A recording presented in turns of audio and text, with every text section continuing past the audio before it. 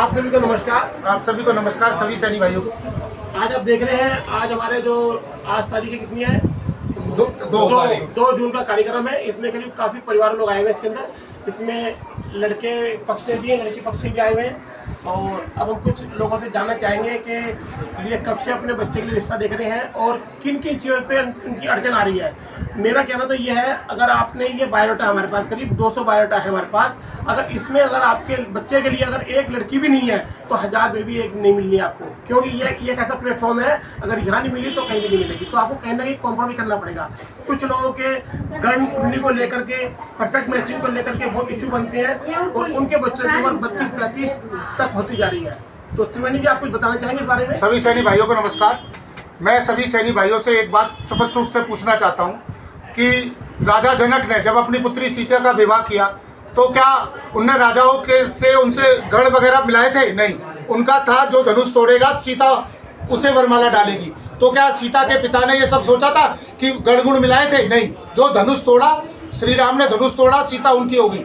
फिर आया भगवान श्री कृष्ण का युग, तो भगवान श्री कृष्ण ने रुक्मिणी से विवाह करा जो उन्हें भगा के लाए थे। और रास्ते में जब रुक्मिणी उन्हें रोकने आया और युद्ध में उन्हें हरा दिया, भगवान श्री कृष्ण ने क्या रुक्मिणी से अपने गढ़ गुण मिलाए थे?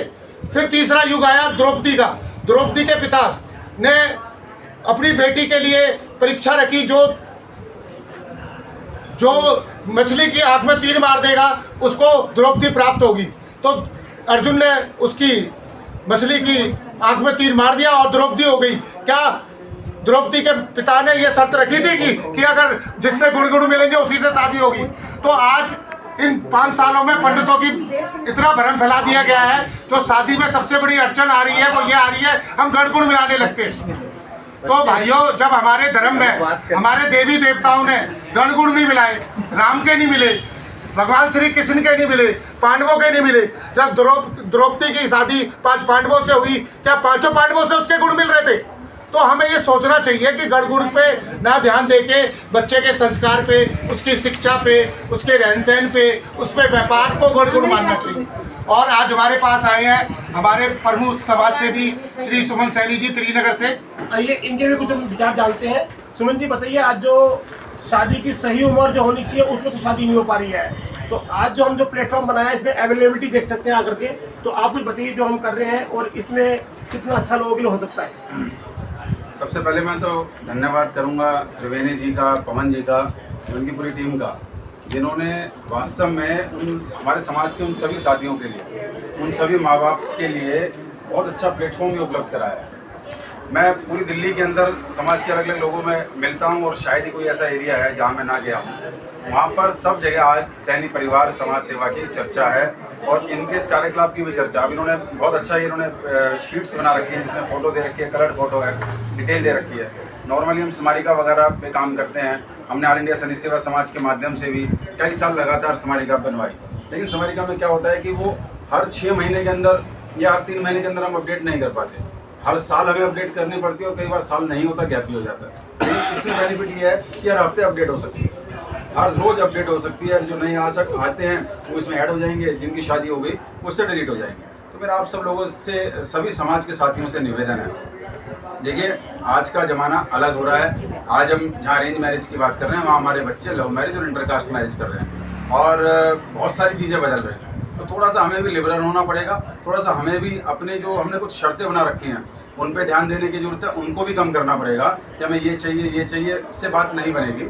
रिश्ते के हिसाब से चलें और केवल लड़का लड़की नहीं, मैं तो ये मानता हूँ कि लड़के वालों और लड़की वालों को भी आपस में मिलना चाहिए। वहाँ गण तो नहीं मिला सकते, लेकिन कम से कम व्यवहार विचार जरूर मिलाएं, जिससे कि रिश्ते लंबे चलें, टूटन ना हो। और हम समाज क्योंकि देखो समाज की मजबूती का जहाँ आर्थिक आधार है, जहाँ शैक्षणिक आधार है, जहाँ राजनीतिक आधार है, वहाँ ये है कि अगर घर में सुख शांति होगी तब वो समाज डेवलप करेगा, वो परिवार डेवलप करेगा, और जब वो परिवार डेवलप करेगा तो हम देश के विकास में कुछ कर पाएंगे। तो इसलिए कुछ चीज़ें हैं जिसको हमें छोड़ देना चाहिए। मैं पुनः दोनों भाइयों का और इनकी पूरी टीम का धन्यवाद करता हूँ और इस वीडियो को देखने वाले सभी साथियों से, अपने सभी समाज बंधुओं से निवेदन करता हूँ कि थोड़ा सा बड़ा दिल करके आगे चीज़ें सोचें और ये दहेज वाला जो मामला है इसको बिल्कुल छोड़ दें। कोई ज़रूरत नहीं है दहेज लेने देने की। आपकी कमाई से ही आपका घर चलना है, आपके बच्चे का घर चलना है। इस बात को तो बिल्कुल ही बंद कर दी। कोई कहता है ना जी, एक कॉमन सी बात हमारे यहाँ चलती है, हमें कुछ नहीं चाहिए, जो लड़की ले आएगी। लड़की को ये स्ट्रिक्टली बोलो कि हमें चाहिए नहीं, हमें लेके ही नहीं आने, तो ये थोड़ा सा मुश्किल लग सकता है लोगों के लिए, लेकिन ये पहल हमें करनी पड़ेगी। धन्यवाद। आज हमारे बीच में मैडम आई हैं, मिसेस सुमन सैनी जी। आज हम इनसे परिचय कराएंगे आपका। तो ये नंबरोलॉजी एक्सपर्ट है।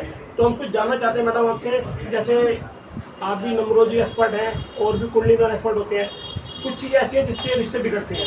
जैसे बैड हैबिट होता है, ड्रग्स लेना होता है, या कोई ड्रिंक करना होता है, या कोई किसी प्रकार की अंदरूनी बीमारी, साइको वगैरह, ऐसी कोई बीमारी, डिप्रेशन वगैरह जो लोग छुपाते हैं, जो दूसरे गुण से मिलाकर के सकते हैं मेरी तो कमी छुप गई है और इसमें मेरे गुण इससे मिल रहे हैं, तो शायद मेरा जीवन यापन अच्छा हो जाएगा। तो आप इस बारे में बताना चाहेंगे? तो जो आप नंबरोलॉजी करते हैं, इससे इस चीज़ का पता लग सकता है कि बंदे में क्या क्या गुण है उसके अंदर। मेन जो उसके करेक्टर्स हैं कि भाई आप जितने भी यहाँ पे लोग बैठे हो, आपके जो पेरेंट्स ने आपकी शादी की होगी तो गण मिला के की होगी, गुण वगैरह जो आप मिलाते हो। और 90% ऐसे कपल्स बैठे हुए हैं यहाँ पे जिनकी हस्बैंड वाइफ की आपस में विचार ही नहीं मैच करते। वो सिर्फ क्या करते हैं, सिर्फ कॉम्प्रोमाइज़ हो रहा है कि हमारी शादी हो गई, हमारे बच्चे हो गए और हम लोगों को साथ में रहना है। आप एक एक करके भी अगर आप मुझे नहीं बताना चाहोगे, लेकिन आप अपने अंदर सोचोगे तो आप ये सोचोगे कि हम हस्बैंड वाइफ शायद ही कभी 2 या 3 घंटे बैठ के हमने अपनी पर्सनल लाइफ के बारे में डिस्कशन की। आप एग्री करते हैं इस बात को? बिल्कुल ठीक है।